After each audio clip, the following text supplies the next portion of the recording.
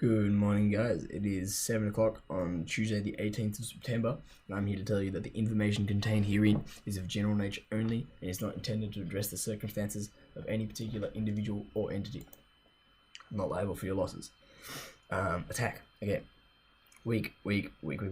Everything shit. Consolidating. Next. Oh, gross. Same thing. Next. Again. Slightly better news. I don't know what to make of this. I don't know what this means, to be honest. I'm used to bigger movements. This peak here is at negative 21.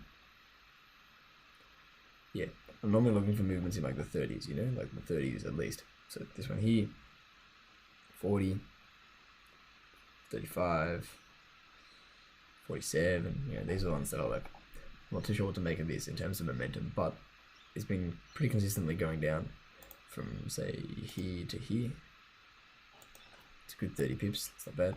I like this action, but I don't like this.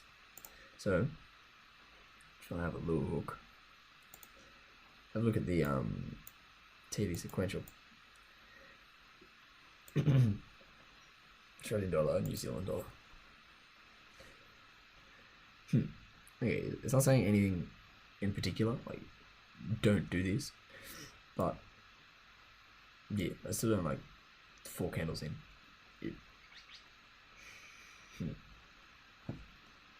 Shit, dude, you know what? It's pretty sweet. I'm not gonna make the trade, just because of my rule, but I am going to pretend to make the trade. Put this thing here, and we'll keep an eye on it and see how we go. I've got 2 like no-go rules.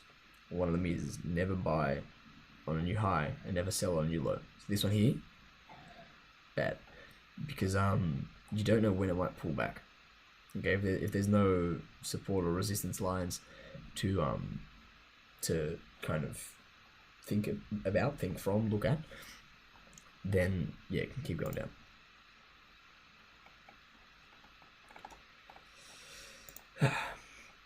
What's this? Next.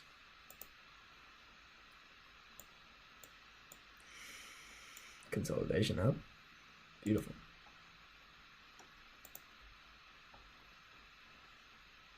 Better.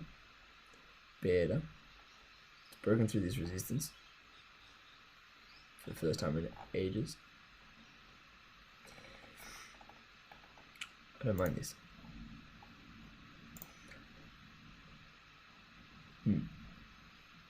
Okay.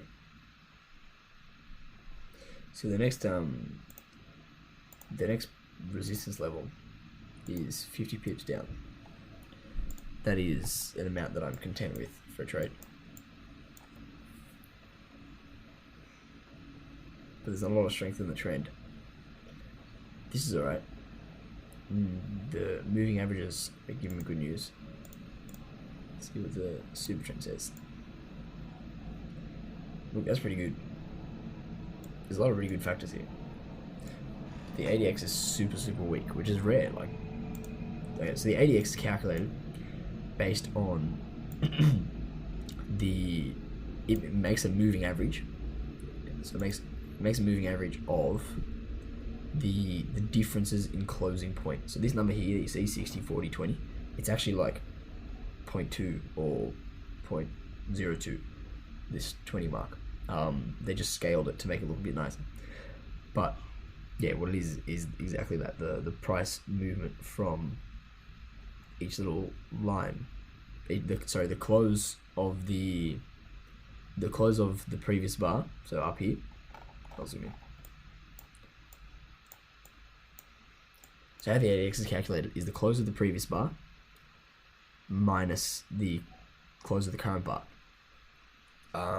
And then you make a moving average of this one, this one, this one, this one, this one, and that's what these are.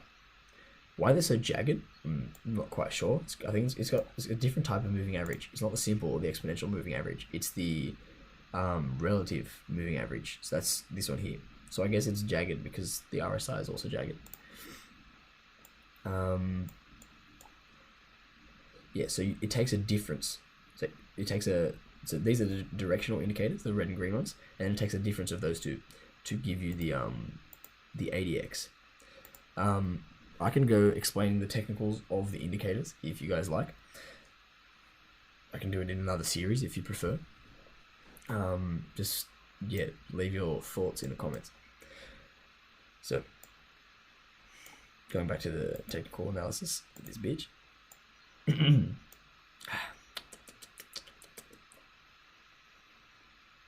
Yeah, look, I don't know why it's so weak.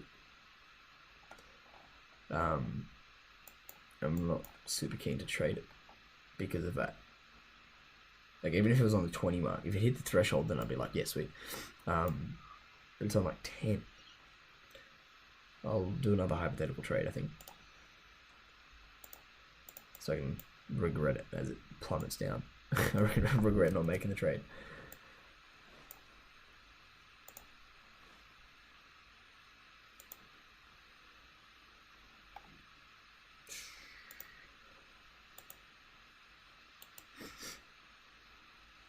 Alright, so for the Euro Yen had a bit of a good time somewhat recently.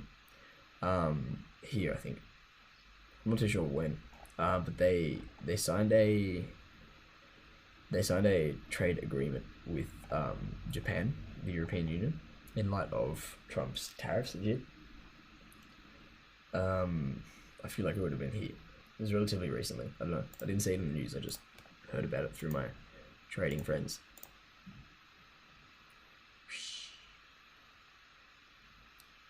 That's all good. Next.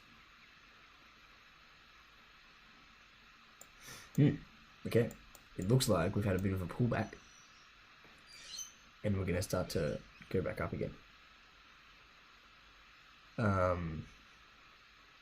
It'd be a pretty risky trade though. I'll tell you why.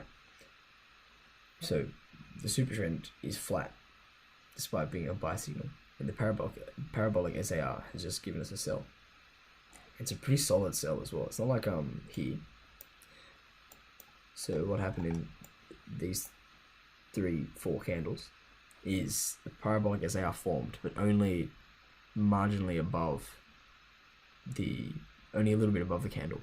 So immediately there was a wick that clicked it, and the parabolic SAR formed down here. But when it forms higher, when it forms way higher than the previous candle, it can keep going for a while.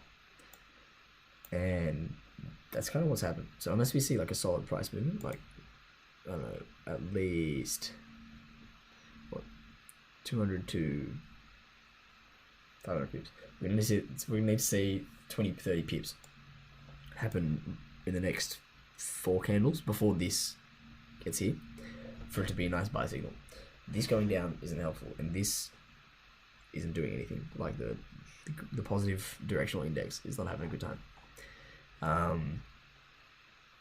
Look, I guess I'll watch it. I'll have another look later today, and I'll maybe make the trade. Alright, that's it. Thanks very much, guys.